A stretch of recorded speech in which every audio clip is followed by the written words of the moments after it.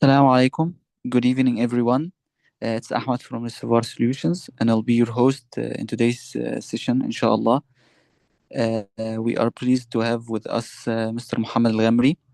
He is a senior geophysicist with 14 years of experience.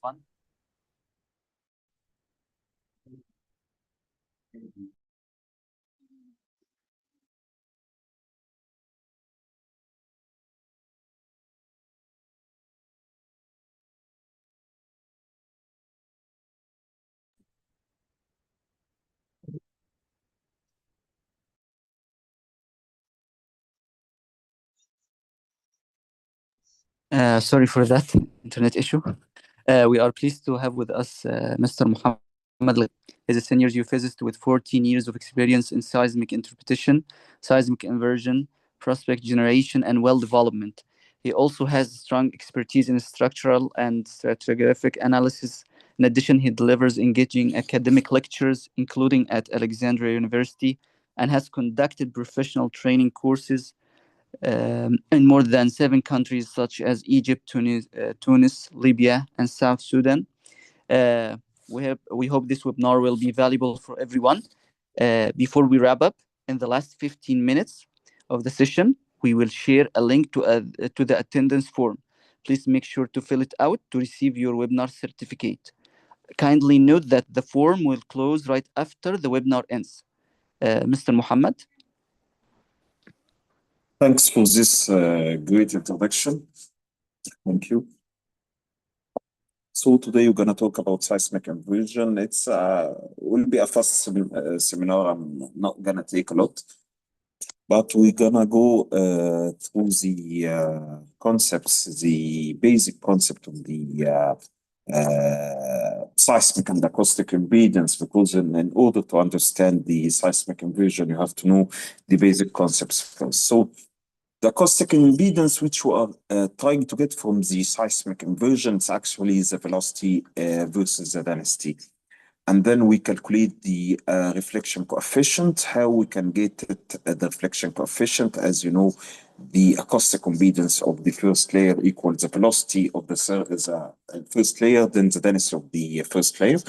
Then the second layer, the acoustic impedance, when we have the wave transmitted to the second layer, we have the velocity versus the density, then we calculate the reflection coefficient. So the reflection coefficient actually is Z2 minus Z1 over Z2 plus Z1. So in me, okay.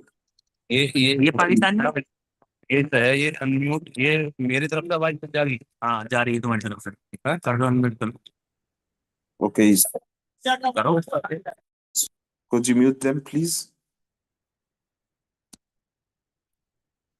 Okay, thank you.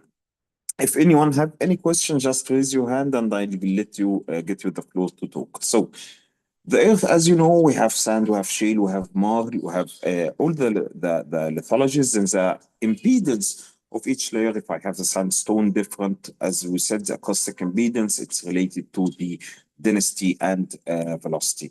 Then we calculate the reflection coefficient. As you can see, the reflection coefficient here is positive because the acoustic impedance of the second layer is bigger than the first layer. Then we have here the drop in acoustic impedance, which led to a negative reflection coefficient. Then we have the wavelet. What is the wavelet? The wavelet is any artificial power not related to the earth. It's the artificial from the vaporize or dynamite, whatever what I'm making the seismic of, if it's vaporize, but not only the vaporize, any artificial, any noise, all of this called wavelet. The wavelet is not only the wave that coming from the source, no, it's anything artificial affected the seismic. Then the wavelet, what is the wavelet superposition? As you know, this is the first location. When we go to the second strata, the wavelet, its position go by the multiplied by the impedance and by the reflection coefficient. Then when we go to the third strata, you multiply the wavelet against the same acoustic impedance and then calculating the seismic trace. So the superposition of the wavelet, it means that the wavelet in the seismic trace actually it convolve in every single strata of all of this strata, making the recorded trace. Its effect will be in every and peak or trough that we have in our seismic. Then we get the seismic together, we have the seismic. So the common forward model for the seismic, we have the impedance, we have the reflectivity, then multiplied it by the wavelet, then we have our seismic. So I'm going through the basic concept really quick. What is the seismic inversion? We try to get back to acoustic impedance. We have the seismic, then try to inverse the wavelet and wavelet effect, getting to the reflectivity, going back to the impedance. It's actually that I'm trying to go to the Earth. As I'm getting from the Earth to seismic, I'm trying to get back to know the Earth itself, to know the acoustic impedance of the Earth itself and of these different strata. This is the idea of the inversion. The inversion means that trying that you have a ball, then you kick the ball on a wall. From the sound that this ball kicked this wall, you're trying to know what this wall is made of by the sound of this ball. So the ball is the wavelet that you have. When you kick this wavelet to the wall, it gets back to you.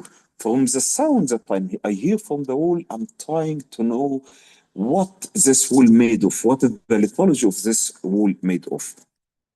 So what is the inversion methods that we have? We have post-stack seismic inversion, we have pre-stack seismic inversion.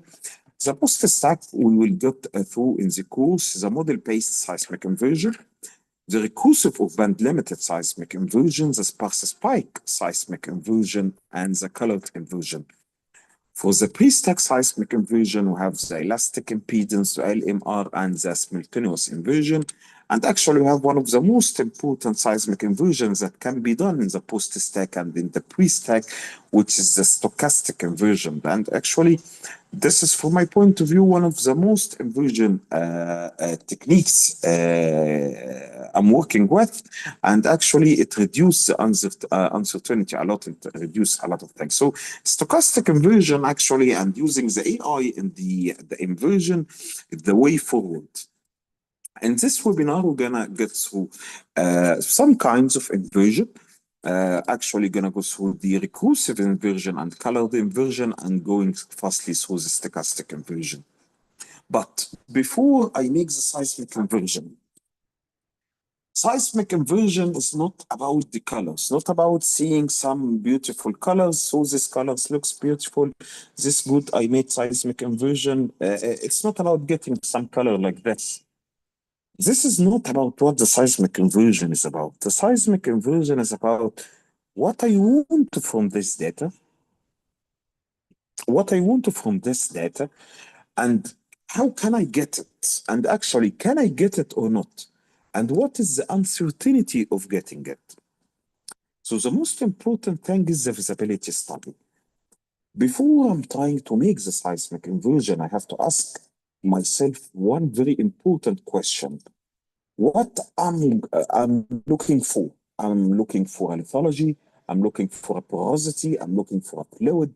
I have in this section, even I have some sand gas and some oil gas, and I want to discriminate between the sand gas and oil gas. Or I'm looking for a thin beds. I'm looking for a lithology. I want to make sand and shale section. I want to get I have some channels and I want to see where this channels and the location of these channels and where to drill next.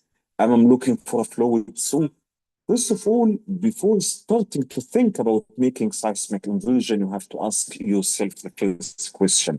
Why I am making this seismic inversion? Why? What do I need it? And why I'm making this seismic inversion? I'm looking for a lithology, or I'm looking for a fluid. I have some gas and some oil, and I'm looking for where to expect to drill for gas. I'm looking for porosity. what I'm looking for. This is the first start about seismic inversion. So in order to make this, let's have that we are looking for a lithology. For an example, I'm looking for a lithology. I want this seismic inversion. I make it to know where is the lithology variation. I have an heterogeneity, where to expect, where to drill. So I'm looking for a lithology.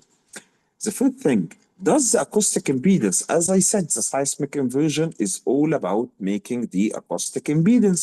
Try to make the acoustic impedance. So the first, can the acoustic impedance differentiate between sand and shale? If I'm looking for lithology. But if I'm looking for fluid, can the acoustic impedance differentiate between the gas and the oil and the water or the brine water? This is the most important question. So in this case, we are looking for a lithology. I want to know the lithology variation. I have a heterogeneity. What's your problem? The problem that I have some heterogeneity.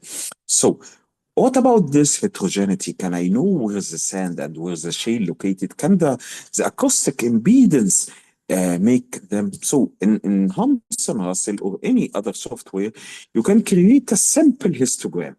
This histogram, I make it between the lithology log and acoustic impedance to see, can the acoustic impedance differentiate the lithology? In this case, if we draw a line here, we see that, yes, it can differentiate in most of the sand and the shale, but we can see this area, in this area, this will be the area of the uncertainty. This is the level of the uncertainty because all of this sand here have the same exact acoustic impedance like this shale.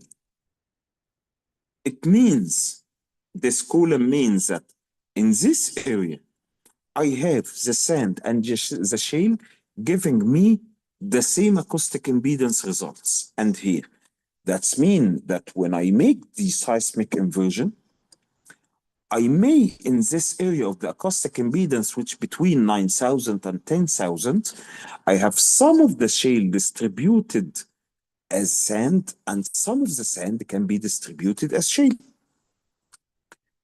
And actually, this is the most important thing. Why I'm doing it, and in this area, I know that this is around like 25% of the sand, it may look as a shale or vice versa, which means that I have a 25% uncertainty that you may see a sand and this sand actually is a shale. So actually, this is a good for seismic inversions that you have an uncertainty around only 25%. That means it's reliable around 75% reliability. It's good. But if I have the histogram is not like this, if I have like the histogram, I have most of the sand and shale overlaid by each other. Overlain. This is sand and this is shale. Most of them overlaid by each other. In this case, it's useless to make the seismic inversion. Like, imagine that all of this are brown, shale. All of this are shale, imagine. All of this are shale. If all of this shale, would you imagine the uncertainty will be more than 50%? So it's useless to make the seismic inversion. It's useless also to see what can we do, what seismic inversion can we make. It's useless now. So actually, the most important thing is the visibility study. To know what you are looking for. Actually, you can make it against the porosity. You can create this histogram of the porosity against the acoustic impedance. If the acoustic impedance can differentiate, okay, go on, go to the next step. If it cannot differentiate, don't go to the next step. Stop here.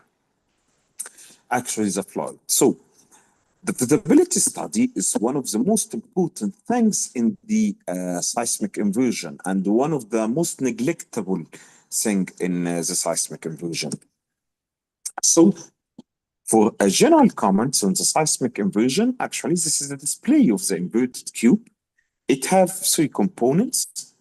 This is the colors. The colors is drift from the acoustic impedance. And this is the wiggles from the acoustic impedance. And this is, as you see, this is the real acoustic impedance. Like this is the components that in Hampson Russell, you can see your inverted seismic. Sir, can you send PPT?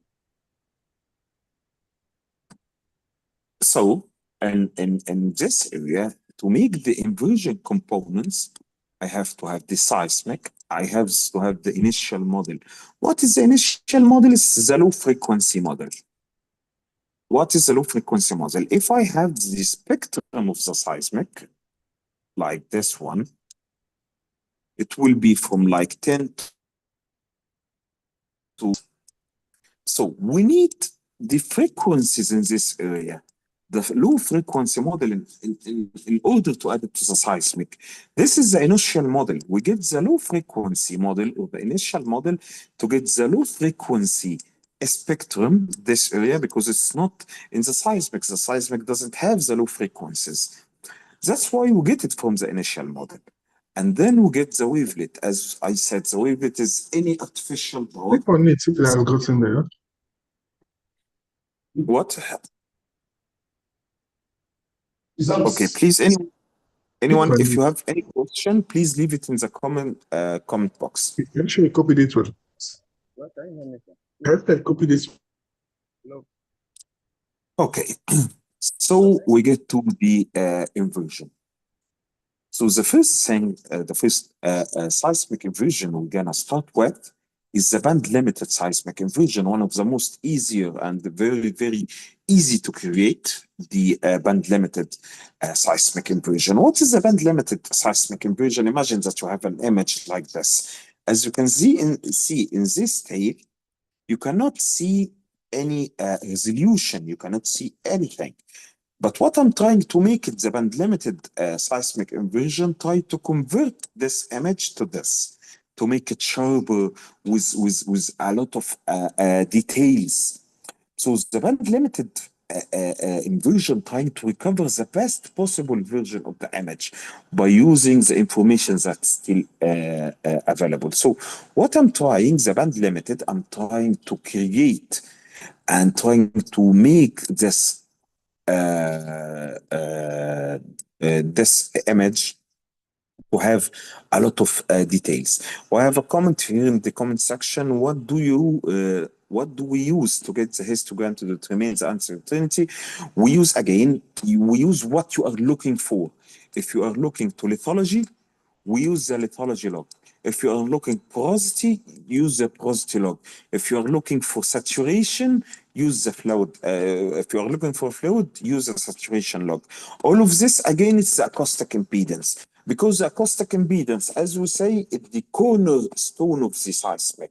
So if the acoustic impedance cannot differentiate between the sand and shale, or cannot differentiate between the porosity, or cannot differentiate between the oil and gas and brine, it's not useful to make the seismic inversion.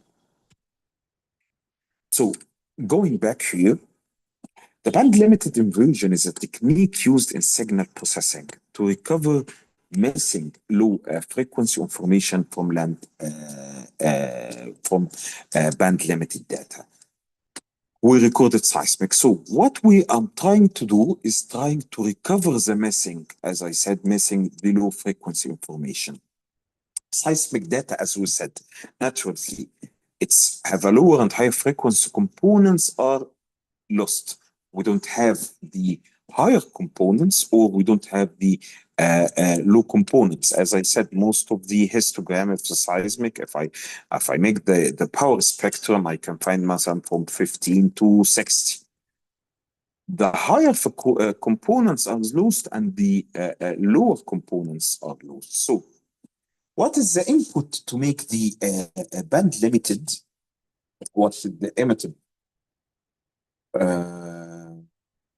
Okay, going back to Muhammad, have a question. What we do if we found the shale light on sand of most sections in histogram? We don't make the seismic inversion. But actually, what you can do to make something of this better is trying to make the co-simulation, which is very advanced, used making a lot of software, is trying to find a log that can differentiate between the sand and shale and input this log inside the inversion. But it's very sophisticated. But actually, again, if the base is the acoustic impedance and you are trying to make a stochastic or band limited inversion, and you can find all the histograms shale overlaying by sand, so this inversion will be useless. Don't waste your time, make it. Is it against log based on acoustic impedance? Yes, we put against acoustic impedance log. The acoustic impedance log, it's very easy to create. You can create it from the sonic and density. So going back to the band limited inversion, the input data that we have is available seismic signal that we have, as we said, containing a limited range of frequencies. Then we're trying to estimate the missing low frequencies from the log data or from the statistical method, but mostly it's the log data. Then you make the inversion process itself. It's a mathematical inversion. So this is the log data that we have. This is the log data that we have. We're trying to make a 10 hertz high cut to get the low frequency from this. As you can see, you make an 10 hertz high cut. So we are trying to make the initial background model or the low frequency model from the logs. So we get this, the log, make the high cut around 10 hertz. Then add it to the scaled seismic inversion trace. So this is a seismic trace. And actually, this is the low frequency model. And this is a seismic inversion. What we did, if I'm looking for the power spectrum, this is the power spectrum for seismic. I added this missing data in the seismic from the logs, trying to get some more resolution from the data that we have. This is the band limited inversion. So the recursive inversion produces a result which is band limited to the same frequency. And to be honest, the most important thing to know what is the science behind the inversion. The inversion you can do it very easily. You can do it very easily by using any software. But if you don't understand the seismic behind the seismic inversion and what is the science behind this software, actually it will be garbage in, garbage out, because you're gonna find a lot of data and a lot of text and options. If you didn't understand this option, actually you will not ever make a successful seismic inversion. So what I'm saying always, before trying to create seismic inversion, please understand the basic concept, understand the physics and the seismic behind each type of the seismic inversion. So as you can see, this is the seismic while adding what we did here, we add the low frequency. And as you can see, actually, I'm trying to make this is the acoustic impedance, adding then the low frequency. So if I have here some sort of information, if you look at this pic, as you can see, this pic, we don't find any information in it. But if you look here at the same pic, you'll find here actually some data here is a little bit bright. I can see some distributions here. I can see some bench out. I can see that this area and this area have a higher acoustic impedance than the area in the middle. Actually, I can see some data now in this. As you can see, I have here something benching out. I have a lot of things that can be done. As you can see, I can sign here. So what I'm trying to make here, that is a recursive inversion. As I said from the first, this is the image. If you see the birds that I get you, this is the image. It's blurry, and we here have a lot of resolution. We can see that we have here some benching out. I can see some data in here. Not like the seismic. If I'm trying to make this seismic interpretation, okay, I will interpret this seismic in terms of a structure. I'll have very good structure here and very good structural interpretation. So in terms of a structure, it's very good to use this one. But in terms of stratigraphy, actually, I can know that I have here some thickness of this sandstone. I have a bigger thickness in this, and I have a benching out and lower thickness in the middle. So if I'm looking for this, if this is a reservoir, if we told that this is a reservoir, if I'm looking for drilling a new well, I know that the best location is 12 here. This is the best location to drill the first well, and the second location, if I'm looking around here, it will be in this area. This is the second location. I will not drill in the middle because, as you see, it's actually getting low acoustic impedance and having a lot of bench out. But seeing the conventional seismic in the same area, you cannot see anything. As you can see here, you cannot see. You will drill based on structural only. So what is the issues in recursive seismic inversion or band limited? We neglect the wavelet. The wavelet is ignored. This means the input data must be zero phase. Strata automatically trying to dephase it, but you have to know that this is one of the uncertainties and the concentrations in the recursive inversion. Even if the seismic is a zero phase, the side loops from actual wavelet will be interpreted as an algorithm, as a lithology variation. So I have to know that not everything I can see is real. So this is why it's important that I have a well control, because all of the inversions will have uncertainty. I have to know of each type of inversion, what I expect, what I doesn't expect. Then the inversion result is band limited, of course, so the frequency of the data and the scale of the seismic trace is critical to get to the proper change. I'm sorry that I'm going too fast because this is a webinar that they told me it have to be under 1 hour, only 45 minutes. So I'm trying to be fast, and of course all of this will be in the course of the 5 days will be more easier and contains a lot of information. So going to another inversion type, which actually it's a modification of the recursive inversion, is the colored inversion. The colored inversion, actually, I worked in many cases with the colored inversion, and it gave me a lot of good ideas, and actually it gives me very good results. So the colored inversion is a modification, but what we can do is this inversion, we make an operator, and we multiply this operator by the seismic. So what we are trying to do is trying to transform it into the result, create operator. What is this operator? Actually, this is very important because when you work in the on the Thomson Russell or any other software, if you don't know this very simple equation, and if you don't know what is this operator and how to modify this operator, actually it would be garbage in, garbage out. So how we create this operator? Actually, we create, and this is the amplitude spectrum of the acoustic impedance. I put all the logs and trying to get the best fit, trying to get the best match of all the frequency of the log. Again, it's the impedance, it's the amplitude spectrum. So I'm trying to get the straight line, which represents the desired impedance spectrum. So if I have this is the spectrum of the seismic data, and this is actually the operator spectrums from the log. We using the set of the seismic traces, getting the spectrum of it around the wells, then the average seismic spectrum is calculated, as you can see.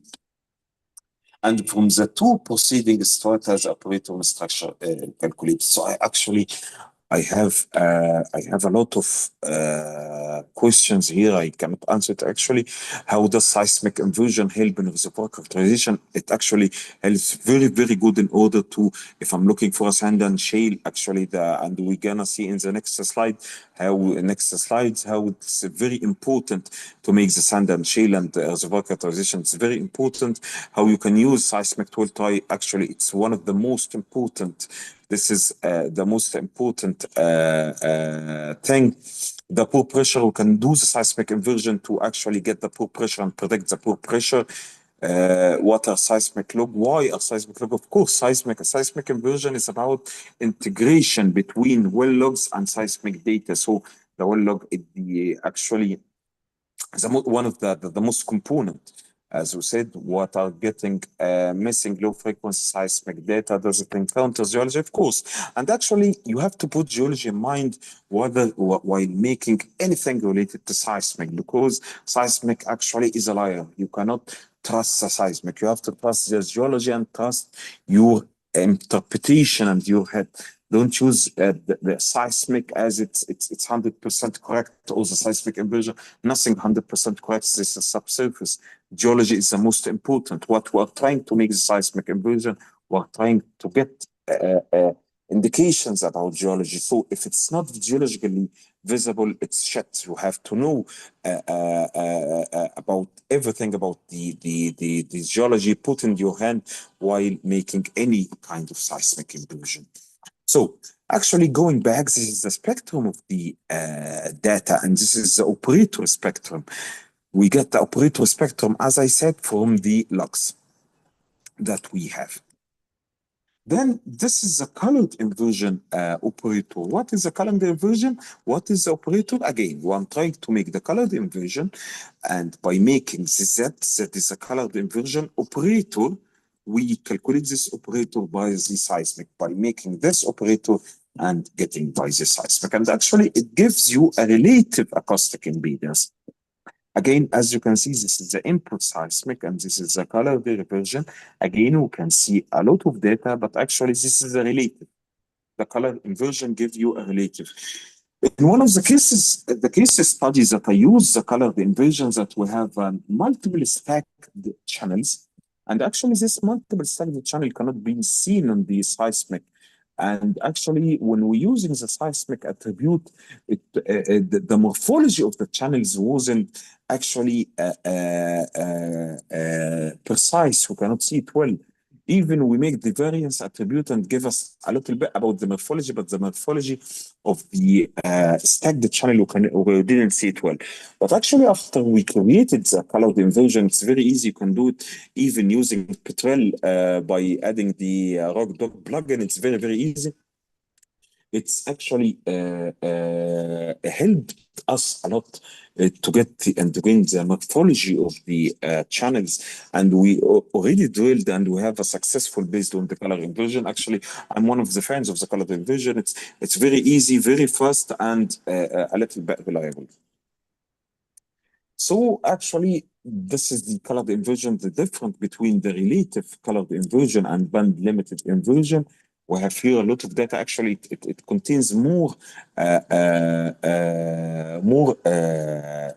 data against the relative. What do you mean by relative?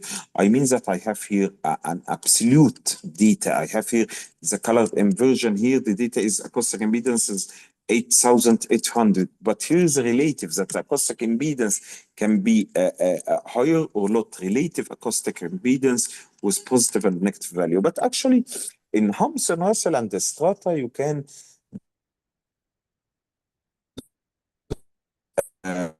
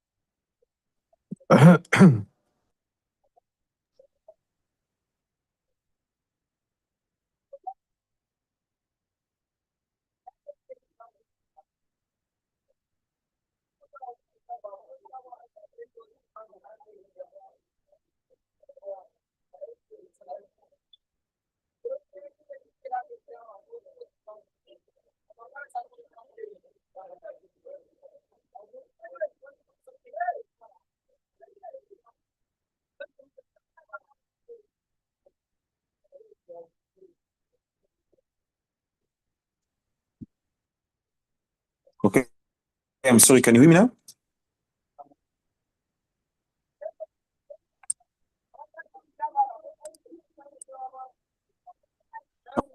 Okay, sorry, some internet issues.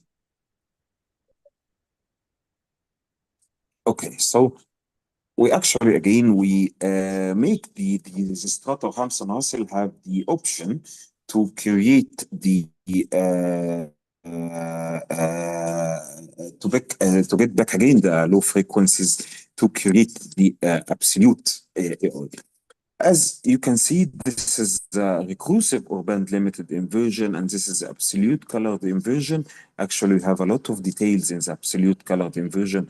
As you can see, if this is a sandstone, this area, compare by your eyes of this area, and it's the same area, around 1000 is here. If you can see, we have here higher resolution, very high resolution, give you a better actually, and then we'll have a well control. What about this well that you have in the middle, which is 8.8? Does it have a low sand here, and then the sand is maximizing in the areas? Actually, this can solve you a problem to the reservoir. This sand, they drilled another well here, 8.8 and 8.9.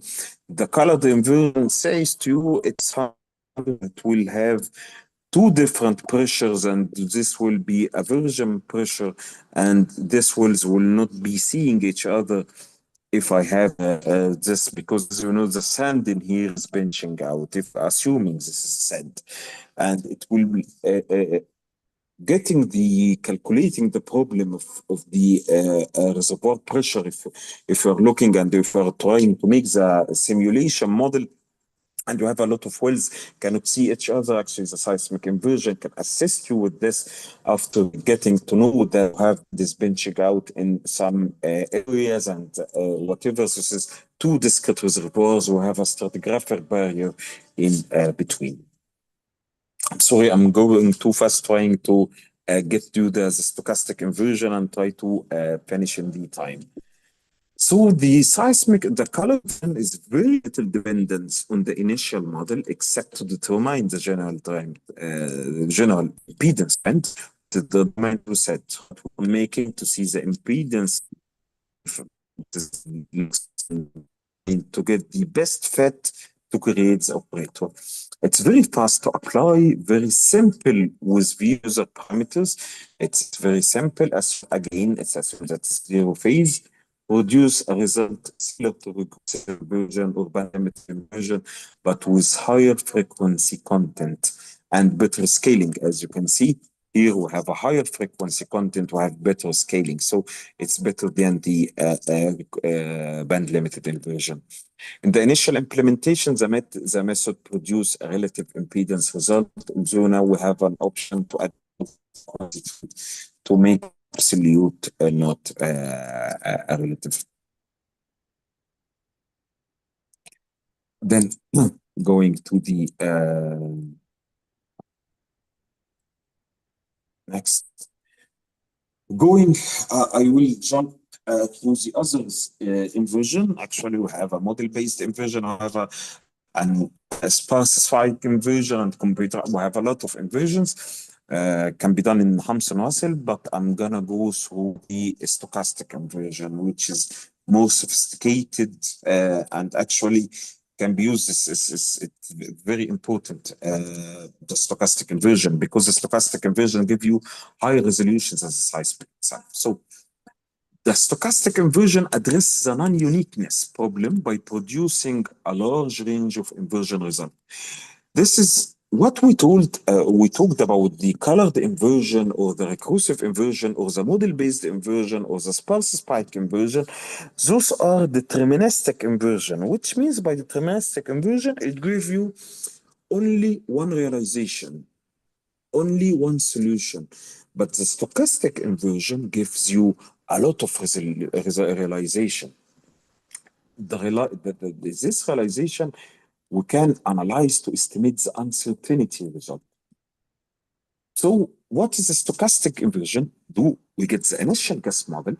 You start with this model based on your seismic data, and then try to make the stochastic inversion process not using only fixed model. A stochastic may run simulations with slight variation of your initial model of going back to the initial gas modeling. Then trying to generate probabilities, a lot of probability and refining it. Let's see what happens if I have, and we populate the data with the acoustic impedance in all of this one. Then we define a random path. So the X and Y trace locations, we define a random path to this area. At each location, we try to create, this is a lot of best realization. I have a lot of synthetic traces, 10 or 11 or whatever. At each area, we can calculate this synthetic trace using the SGS with spatial and vertical variograms. This is very important, the variograms. Then trying to get the best fit. If you can lose, this is the actual seismic trace, and this is the synthetic seismic trace. We're trying to get the best simulated, the best one that can get with the actual seismic trace. We compute the reflectivity series and convolve it with the expected wavelet. We compute again Smith's fit, of course, against seismic, and try to make the match with acoustic impedance more than 80%. So in the geosci method, what we do, we have the horizons or the seismic interpretations that we did. We have our horizons, and also the stratigraphic layer inside, if you have a stratigraphic layer. Try to create the stratigraphic grid, which we are, it's called SI model in Hamza Nasser. And then we get the well logs and make the well logs create the low frequency model from the logs. Then add both of them to try to make the layer based kriging and make the kriging and create the low frequency barrier model from the stratigraphic and from the logs. So I built a stratigraphic grid, I built a grid, and we built a model through the horizons and through the stratigraphic layer. Then add the well logs in time, the VP and VS and density to create the SI model that we have here. So what is stochastic inversion? If this is the power spectrum of the seismic only have this one. This is the seismic only. What we do, as we said, we put the barrier model or the low frequency model from the logs. Then we try to squeeze and add a lot of frequencies using the variogram, the horizontal and vertical variogram. So we have the case that we can do the partial angle stack if I have the angle stacks that I have. If I have the near, the mid, the far, then I have the well logs, then I have the stratigraphic that I get, then the vertical and the horizontal variables. I try to create a lot of realizations. This is one realization, 2, 3, 4. Then trying to get the most realization and the mean realization. Look about the stochastic inversion. As you can see here, the stochastic inversion, this is one peak and this is one trough. Look at the resolution of the data. I have a very, very thin resolution. I can use, actually, I create stochastic inversion and go to the seismic, to the well resolution itself, to the log resolution. If we can see this example, as you can see, it's meters. It's milliseconds. This is 10 millisecond. 10 millisecond, which is correspond to less than 10 meters. I can see in every meter, I can see here the stochastic inversion.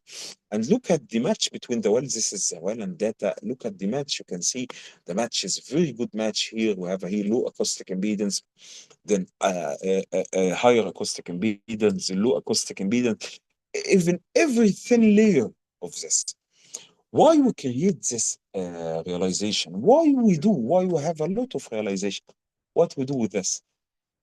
Actually, because it will not be a single answer. And actually, we can create from all this realization, can predict seismic lithology, can make phases classification, you can make a volumetric uncertainty analysis, you can create petrophysics.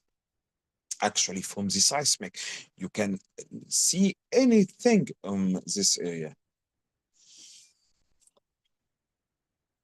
So of course, the production of I feel how the stochastic inversion data actually, what we do actually, you create a sand and shale cube, and this sand and shale you import it in petrel. This is the if it's platforms that you make all of your data, you put it in petrel, and after you can create in petrel, you can make the property model in petrel based on the seismic inversion, and you can add all the data that you have in one platform. So as you can see, as we said, the stochastic, we have here a lot of realizations. We have here a high number of realization. Then from the ISIP, I can know that this is the sandstone and this is the shale. As you can see, we create a polygon, and this polygon from the relation of the shear sonic, again, it's the normal sonic. Monopolygon is about diapole sonic. I can know that in this area I have the sandstone and in this area I have the shale. So I create the relationship between the sand and shale. And that's why if you go back to the first slide, when I told you, you have the acoustic impedance have to determine between the sand and the shale. So because if the acoustic impedance, if I have a lot of green dots inside the red dots, I cannot make a good species classification. That's why acoustic impedance should differentiate. Then I have a lot of sand and shale simulation, and I can create an histogram of sand volume to see. Let's go step by step. This is the facies log actually from the well logs.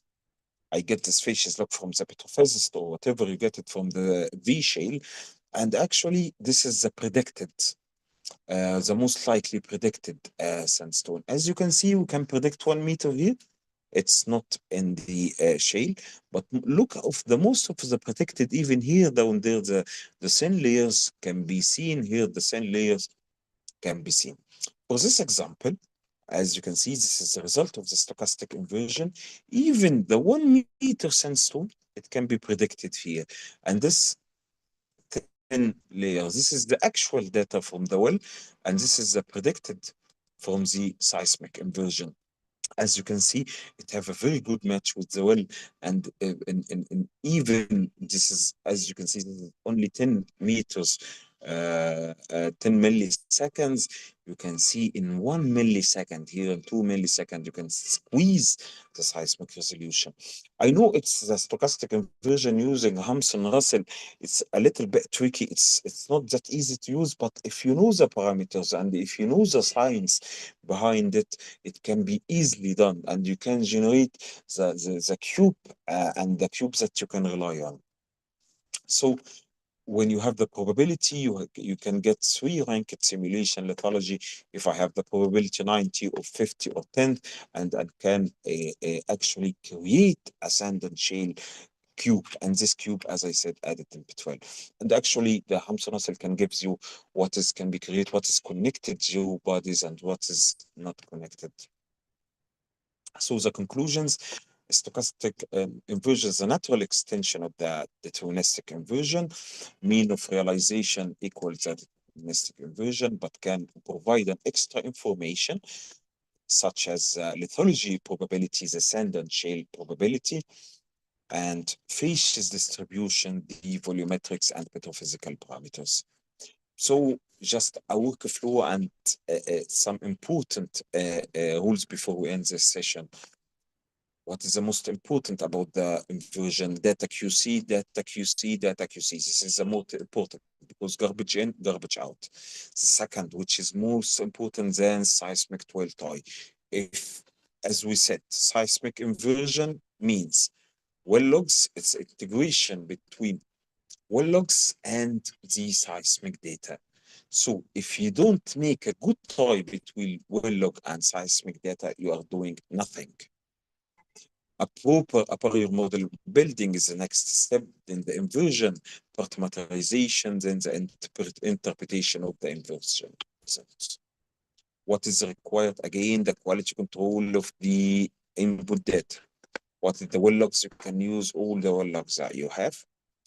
The VP, VS, the density, the fight, the check shots, of course, to make the well to time depth and to make the well correlation. The seismic data, if you have a full stack or near stack, if you have a gathers, whatever you have, stacking or migration velocities, smooth seismic interpretation for horizons and fault.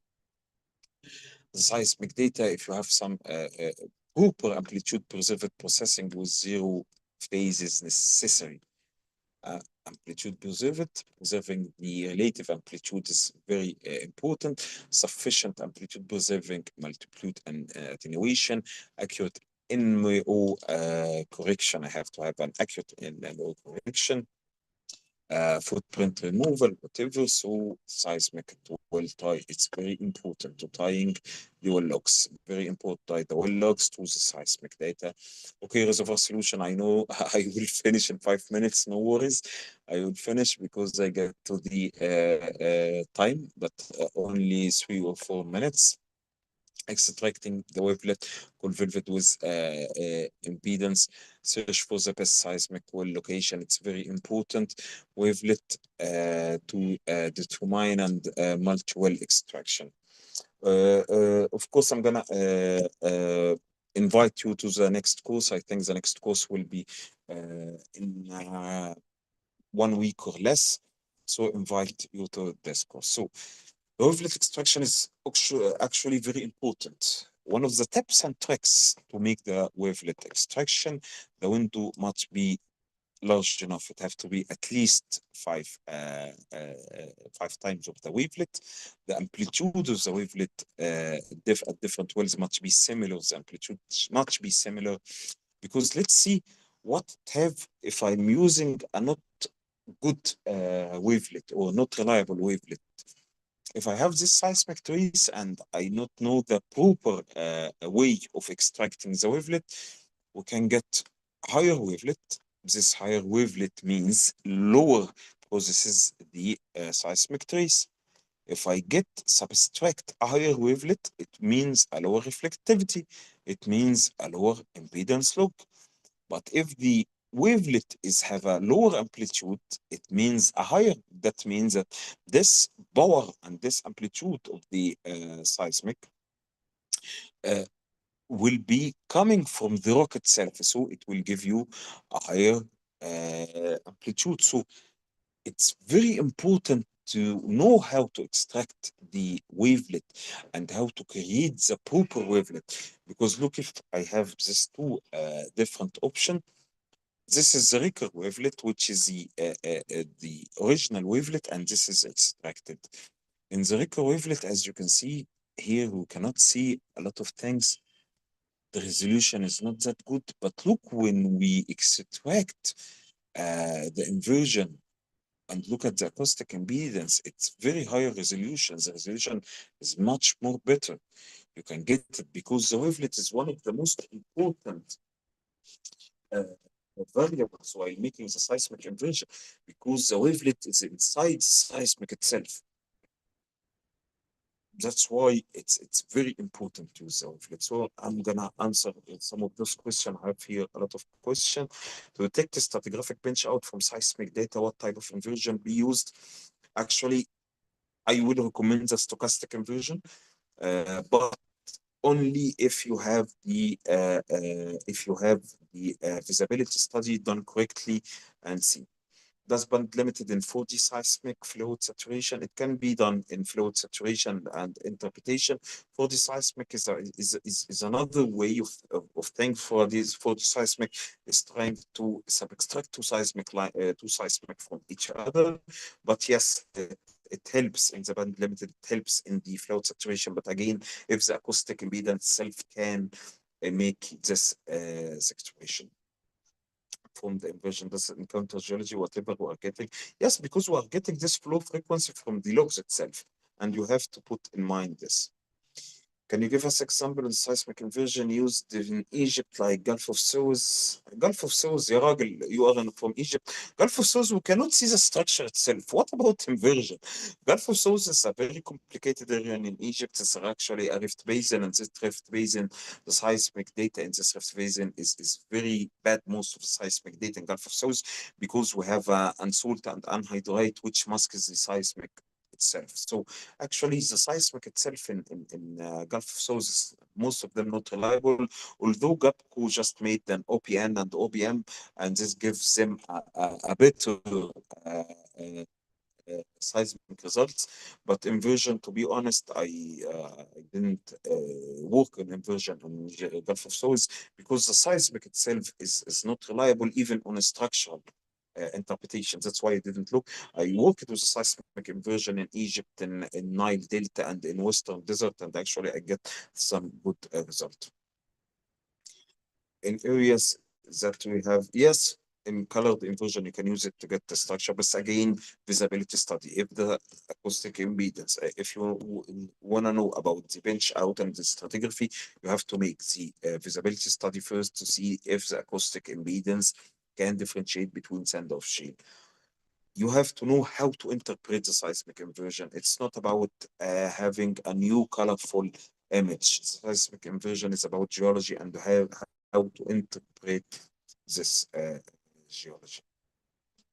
I'm sorry, I have to end this session. Also, you are in the WhatsApp group.